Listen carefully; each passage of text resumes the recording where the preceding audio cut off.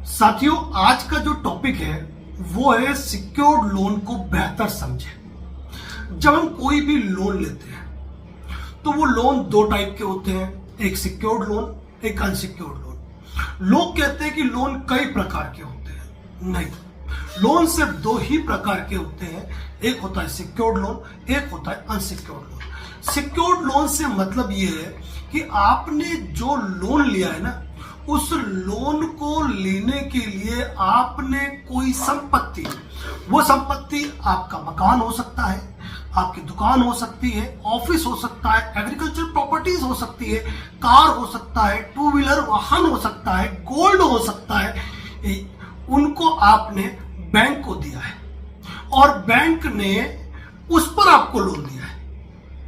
अब उनको दिया है मतलब क्या हो गया?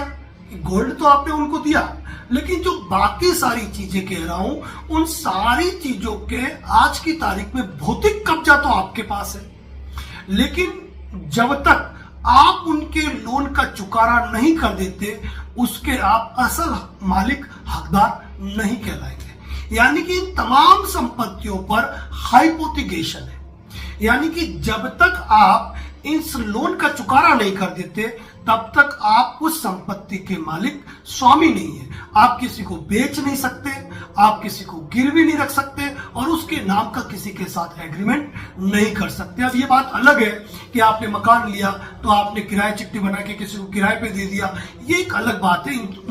ये बात का मतलब ये हुआ कि आप किसी को उस प्रॉपर्टी को इस तरीके से खुर्द बुर्द नहीं कर सकते कि उस प्रॉपर्टी से बैंक कुछ रिकवर नहीं कर पाए। कहने का मतलब यह है कि जब भी आप कोई लोन लेते हैं, उस लोन के बदले आप कोई भी चल अचल संपत्ति या फिर उसके डॉक्यूमेंट बैंक के पास मॉर्गेज रखते हैं और बैंक को लगता है कि जब आपकी राशि डूब रही है तो बैंक उस चीज को अपने पोजीशन में लेता है, चाहे वो आपका 4 व्हीलर हो, 2 व्हीलर हो या फिर आपका मकान, दुकान या एग्रीकल्चर प्रॉपर्टी के डॉक्यूमेंट्स।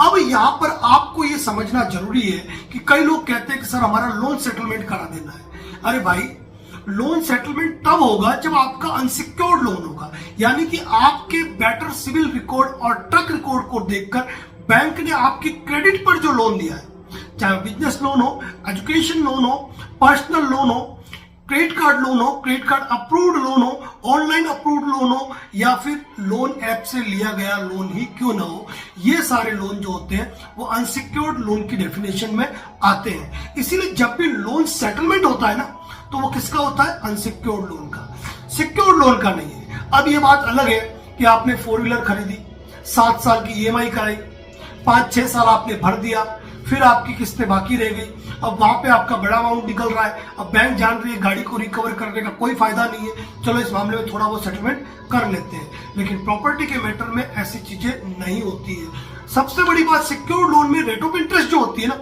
वो कम होती है और अनसिक्योर्ड लोन में रेट ऑफ इंटरेस्ट हाई होती है, क्योंकि मैक्सिमम लोग अनसिक्योर्ड लोन लेते हैं और बैंकों के भी अनसिक्योर्ड लोन डूबने का जो रेशो है ना, वो बहुत ज्यादा है। इस रिस्क के बावजूद भी बैंक आपको लोन देता है और आप लोन में डिफॉल्ट हो जाते हैं 180 दिन से अधिक समय तक, तो बैंक आपसे सेटलमेंट करता है और आधे से भी कम अमाउंट में कई जगह सेटलमेंट होता है। कई जगह तो ये स्थितियां है कि 20-20, 25-25% में भी बैंकों को सेटलमेंट करना पड़ता है, क्योंकि बैंकों को लगता है अब इस राशि की रिकवरी करना अब मुश्किल है, ये पैसा डूब जाएगा और आपको कोई सजा करा देना बैंक का मकसद नहीं होता है। बैंक का मकसद एक ही होता है कि किसी तरह उनके डूबे पैसे की रिकवरी हो। तो साथियों, यहां पर ध्यान रखना है कि यदि आपने सिक्योर्ड लोन लिया है और उस सिक्योर्ड लोन में आपने जो प्रॉपर्टी मॉर्गेज रखी है ना, उसकी कीमत आपके लोन से ज्यादा है, तो आप ये मान के चलना कि आपने खतरा मोल लिया है। यानी कि आपने लोन को NPA किया नहीं कि बैंक आगे की कार्रवाई पे आ जाएगा। इसीलिए सिक्योर्ड लोन के मैटर में आपको ज्यादा सावधान, सतर्क रहना चाहिए, ताकि यूं ना हो कि आपके लिए सिक्योर्ड लोन की वजह से आपका घर परिवार परेशान हो। साथियों, लोन के डिफॉल्टर से संबंधित कई अधिकार हैं, जिनके बारे में हमने हमारे channel advocate Narendra Joshi associate YouTube channel पर कई वीडियो पोस्ट कर रखे हैं। आपका कोई भी सवाल हो ना, आप चैनल विजिट कर लीजिए, हर सवाल का जवाब चैनल पर मौजूद है। इसके बाद भी अगर आपको लगता है कि हमको बात करनी है तो टेक्स्ट मैसेज करेंगे, कॉल बुक होने पर आपको स्वतः कॉल आएगा।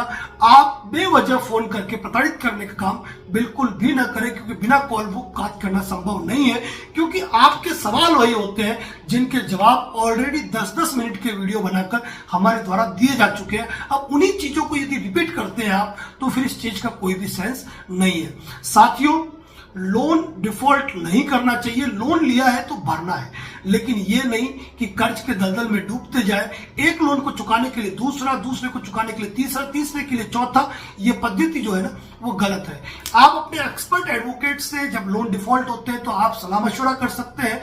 आप बैंक से लोन मोरेटोरियम, लोन रीस्ट्रक्चर और भी बहुत सारे बेनिफिट्स हैं, वो जो आपके अधिकार हैं, उन चीजों का प्रयोग कर सकते हैं। आप लोन सेटलमेंट तक का ऑप्शन रख सकते हैं। यदि आपका अनसिक्योर्ड लोन है और आपके भरने की स्थिति नहीं है, तो ऐसे में बैंक आपके लोन का सेटलमेंट भी करता है और आपको इस बाबत में ऑप्शन भी देता है। और लोन सेटलमेंट करने का काम किसका है? केवल बैंक और आप कंज्यूमर का। तीसरे किसी पक्ष का रोल नहीं होता है कि आप पैसे देकर लोन सेटलमेंट करवाने की बात करो। साथियों, इसी प्रकार के update advocate Narendra Joshi YouTube channel, Facebook page और इंस्टाग्राम पर दिए जाते हैं। चैनल पर नए हैं तो चैनल को लाइक और फॉलो करना बिल्कुल भी ना भूलें। और यदि आपका कोई दोस्त पीड़ित है, लोन के चक्रव्यूह में उलझा है, तो उन्हें हमारे वीडियो का लिंक जरूर भेज दे, ताकि उस लिंक के आधार पर वह चैनल के ढेरों वीडियो देखकर अपने मन में कॉन्फिडेंस ला सके। और अगर गलत मन के अंदर कोई गलत ख्याल आ रहे हैं तो उनसे वो बच पाए और अपने जीवन के साथ कोई दुर्घटना कारित न करे। धन्यवाद।